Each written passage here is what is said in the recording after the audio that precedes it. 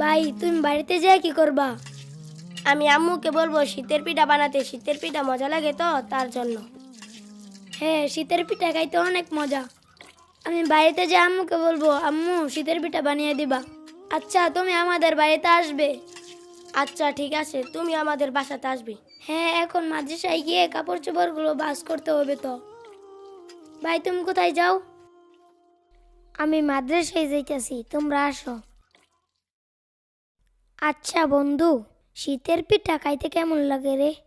বিরাট মজা। আমি তো ছুটির অপেক্ষায় রয়েছি, ছুটি দিলে বাড়িতে যাব।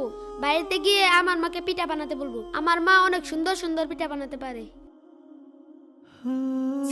আসসালামু আলাইকুম। ওয়ালাইকুম আসসালাম, বসেন। আচ্ছা হুজুর, বাচ্চাদের তো পরীক্ষা শেষ হয়েছে, শীতের জন্য তো ছুটি দেওয়া দরকার। আচ্ছা, কতদিনের ছুটি দেওয়া যায় বলেন তো? 10 দিনের ছুটি দিলেই তো ভালো হয়। 10 দিনের?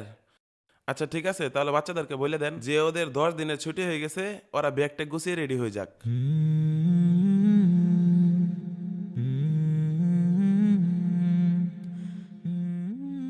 এই বাচ্চারা, তোমাদের পরীক্ষা শেষ হয়েছে, শীতের জন্য 10 দিনের ছুটি দেওয়া হয়েছে। তোমরা সকালে ব্যাগ টেক গুছিয়ে বাড়ি চলে যাও। হ্যাঁ, বাড়িতে যাব।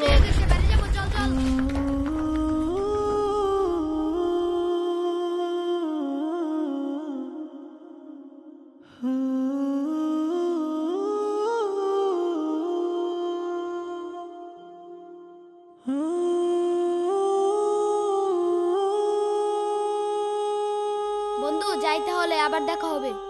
আচ্ছা ভালোভাবে যাইস।